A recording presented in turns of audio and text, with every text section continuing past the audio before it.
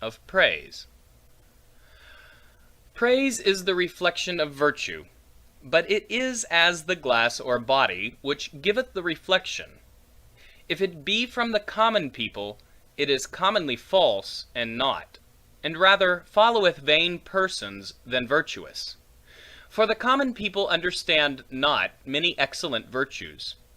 The lowest virtues draw praise from them, the middle virtues work in them astonishment or admiration, but of the highest virtues they have no sense of perceiving at all.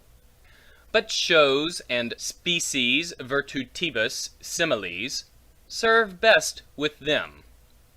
Certainly fame is like a river, that beareth up things light and swoln, and drowns the weighty and solid.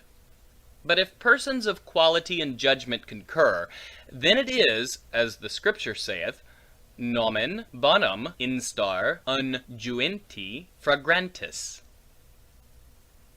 It fireth all round about, and will not easily away. For the odors of ointments are more durable than those of flowers. There be so many false points of praise, that a man may justly hold it a suspect. Some praises proceed merely of flattery, and if he be an ordinary flatterer, he will have certain common attributes, which may serve every man. If he be a cunning flatterer, he will follow the arch flatterer, which is a man's self. And wherein a man thinketh best of himself, therein the flatterer will uphold him most. But if he be an impudent flatterer, look wherein a man is conscious to himself, that he is most defective, and is most out of countenance in himself.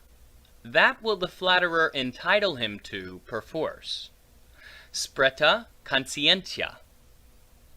Some praises come of good wishes and respects, which is a form due in civility to kings and great persons. Laudando praecepere.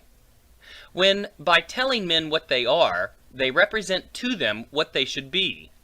Some men are praised maliciously, to their hurt, thereby to stir envy and jealousy towards them. Pessimum genus inimicorum laudantium. Inasmuch as it was a proverb amongst the Grecians, that he that was praised to his hurt should have a push rise upon his nose, as we say, that a blister will rise upon one's tongue that tells a lie.